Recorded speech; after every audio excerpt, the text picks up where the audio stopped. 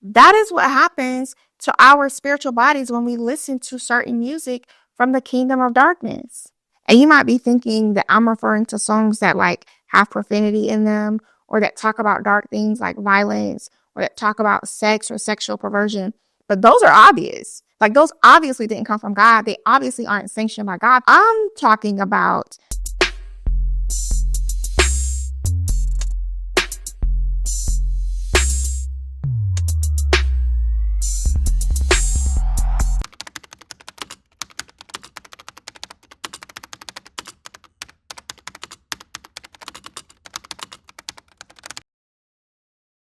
welcome back. I'm Pavielle, and I'm just going to jump straight into it today, if that's all right with you.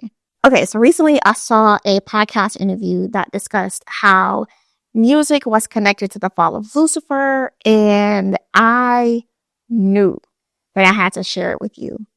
So the host of the podcast was Taylor Welch, and he interviewed this guy named Micah Turnbow. So Micah is a prophet of God who has a ton of spiritual encounters with different spiritual beings, and he has encounters in like other spiritual realms and dimensions. He's also a seer, and he pretty much sees into the spirit realm like almost 24/7, which means he sees angels and he sees demons often. One thing that God does with Micah is he shows him things that are referenced in the Bible. And God does this with many people, including one of my friends. But anyway, God showed Micah some of the things that transpired that led to the fall of Lucifer. He also showed him like the actual fall of Lucifer. And you might be wondering, well, like, what does this have to do with music? Like, what does this have to do with music? Before music was ever used to deceive people on earth, it was used to deceive God's creation in heaven. Here's Micah's account of what he saw that happened. So, Lucifer, what happened? Oh, Lord help me. What happened in that event was so heartbreaking to the angelic race or the spiritual beings, because when they were created, they had a sense of family. And they called themselves like brothers, sisters, That's why they get hurt when they see families break apart or fight each other, because they experience that. See, angels have gone through a lot. A lot. They're not just saying, Wow, I just realized something. Go ahead. When a man and a woman go through divorce, the angels have to separate too. Because they have to go with their human, with their person. Absolutely. Dang. They go through a lot. It breaks their heart. Yikes. Okay. They've seen, so Lucifer, was a beautiful covering, cherub, and his design, before the fall was to really minister to God. He walked upon the stones of fire. It was a beautiful place. And not only did he craft music, but he built places of worship. And the angels highly respected him. I'll just say angels because it's easier. They weren't called angels then. But the angels were respected him because he taught them how to worship, taught them how to play music, taught them how to be creative. And so a lot of the singing that we see, that was taught to them, by and I'll say Lucifer just to make it easier, by Lucifer. But at the moment when he was walking inside God's heart, he saw something. He saw a dream in the Father's heart where he was thinking of us. When he says, before I formed you in the womb, I knew you. There was a moment where God was thinking of children, thinking of having his own offspring. Now, the Elohim were created, so you could say he had people likened unto him, more like him, and authority and rulership, those kind of things. But he wanted something that was direct from him, like children. And the things that he would give them, the inheritance, the promises, the love he would give them. And Lucifer got extremely jealous. And there was a point where he was pacing, because he could go in and out of sight of God's heart. You can go inside God's heart. It's an entire different world or realm. But he would move outside of God's heart, and he would pace in the heavens. He would go to this place in this dark cave, and he would pace. He'd say, I am more beautiful than them. Why? I created temples. I have stones fashioned into me. Why? I create sounds that they will never make.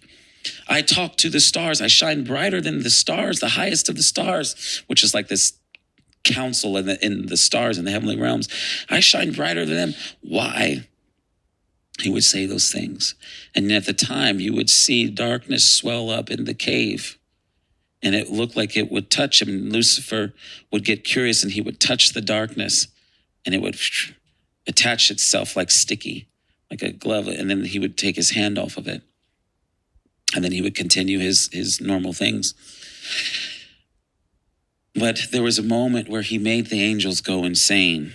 And I'm jumping around here because there's parts that I still have yet to process. This happened 10 years ago, so I'm still processing things. But and I'm starting with the lighter stuff so I don't end up crying. But there was a part where when he was so deep into this process, he used his music to cause insanity.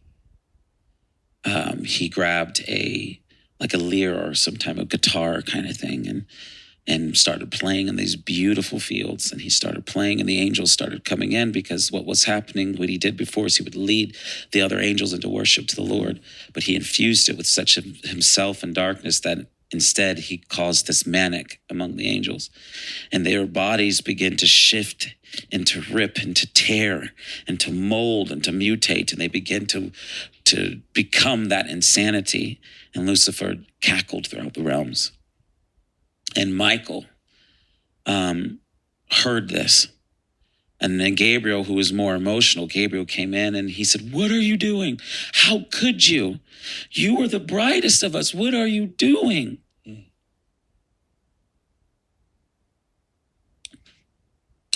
"Why would you do that? What are you doing?" And Michael said, he was angry and he said, "You can't be one of us." There was this exchange between them. "I hate you. I can't stand you," because there was this darkness that was coming in. The angels were being manipulated by it. And then you could see it coming up. And I'm looking around and I said, "Where is Jesus during this time? Where is he?" Because he's not up there just like, "I don't know what's going on." He's not aloof. Yeah, to what's going on. And then he started to say, towards the end of this exchange, and Jesus comes in and he begins to judge, what's happening. And the angels are going crazy because the wars that happened, it was an extended period of time. It wasn't just this one and done kind of thing, but the wars that ended up happening amongst the heavens with other spiritual beings. So that's how he got his armies and things, is that he went and tried to deceive other spiritual beings. And then the glory comes. And Jesus, his glory begins to push Lucifer, away. And the glory was like a hot blue fire coming from Jesus. And Lucifer's holding his hands out to Michael. And he's saying, "Come with me, come on, come with me. Come on, come with me, come with me. It will be good what I do. Come with me, come with me. You can't trust him. He's a liar. He's a deceiver." Talking to point of Jesus. "You can't trust him. Come with me. Walk with me. Walk with me." And Michael says, "You're crazy. I can't. You're crazy. You're crazy." And Gabriel's a mess. Gabriel's just a mess. And then Lucifer shouts, "Walk with me." Just shouts that thing. And he gets blasted out. Out of when Jesus, I saw him fall like lightning from heaven. Bam! That glory, because Lucifer couldn't stay there any longer.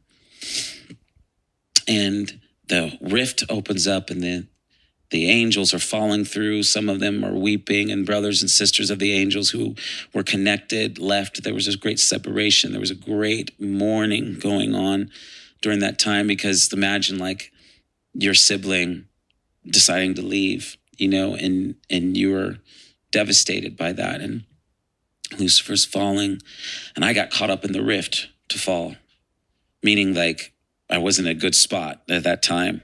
So I ended up falling down into this great darkness, and I thought I'm screaming and I'm afraid and I'm gonna die, and I'm being pulled. I remember the grip of it pulling me, and Eden is with me, and Eden is flying down, and he grabs me and he's pulling me, and we start to fly up. And then the darkness kept pulling us down. And then he looks back at me. He says, look up, Micah. If you look up, I can make it to the top.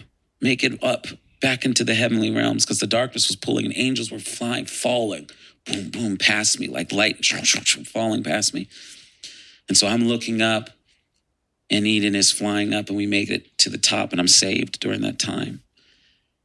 And I see the brokenness, and Gabriel's spirit is broken. And Jesus is holding Gabriel's face because he needed to be healed. The angels need to be healed. Because of that break, that separation.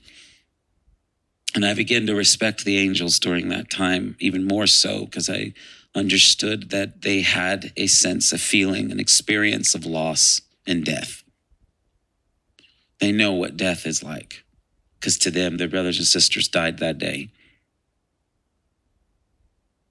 But watching Lucifer cry out to Michael, saying, come with me.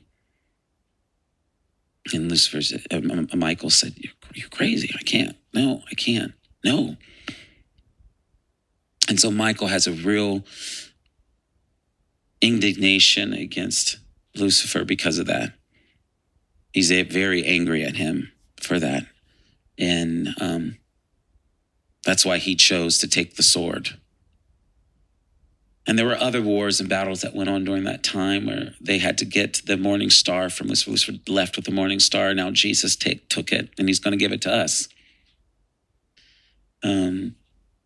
Which is why Michael's wings are, I read that. Yeah. He was like, no, I don't ever want to forget. Mm-hmm. Never wants to forget it. Yeah. And so God asked Michael, will you take the sword? Will you pick up the sword and fight for my loved ones? And Michael was all bloody because they fought. All the brothers went up against Uriel, Michael, Raphael, and Gabriel went up against Lucifer and got the morning star. And there was a great battle between that. And then Jesus steps in and grabs it. But Michael needed to heal because he was bruised and bloodied and all those kind of things. And the Lord asked him, will you take the sword and will you fight for my loved ones? And Michael said yes. And that's when the warrior angels was made during that time, because there were no angels of war.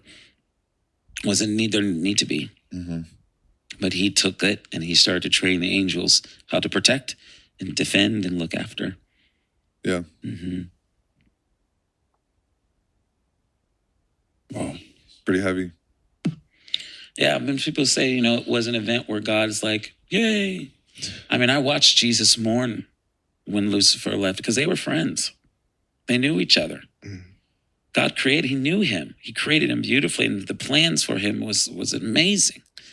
And so I remember going into the heart of God and Jesus, and was mourning the loss and of the Father.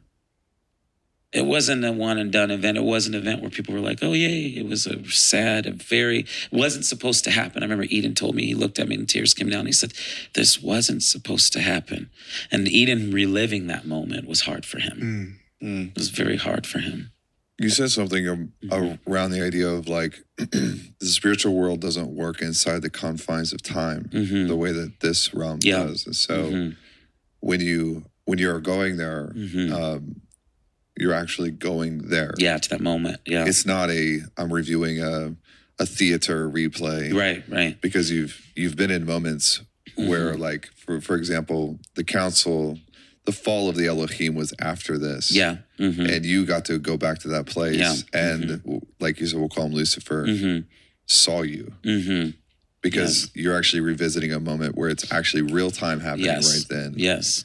Yes. And so I would imagine for Eden, that was like, he's actually going through it again. Yes, again. Mm-hmm. Differently because he's with you. Mm-hmm. But it's not like I'm recalling a memory. Right. Like this is happening to me again. Yep, absolutely. And when Michael was reaching and saying, Lucifer was reaching to Michael saying, walk with me. And I looked at Eden, and if you could see the pain in his face, because he was there when that happened.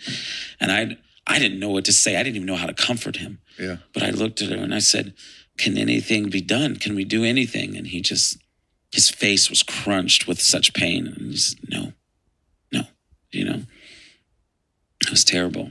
Okay, so now I want to read to you Micah's recount of this from his blog, because he provides more detail to what he just shared on Taylor's show. So this particular post is called "The Fall of Lucifer, the Liar of Magic and Insanity." Here's what it says. "Come, my sons, come. The morning star called to his sons, the lesser angels who must learn the music. Come quickly to the magic. Come quickly." The morning star played his lyre, fashioned with gold and silver. He played as his gold wings fluttered. With his fingers playing his instrument, he summoned a state of madness within his sons, the lesser angels. He played as his lips dripped with death. His eyes were on the brink of insanity. He looked about him as his sons watched him. Their minds drifted into unconsciousness while death merged with the morning star. The light given to the angels left them and gathered before the morning star as he absorbed their light into himself. He took their worship, and madness was in heaven for that moment. The lesser angels screamed and plucked their feathers. They scratched their skin and moaned as the morning star's magic controlled them. Their bodies twisted into abominations and unnatural things. Their hands reached into a void of despair as the magic twisted around their hands and feet.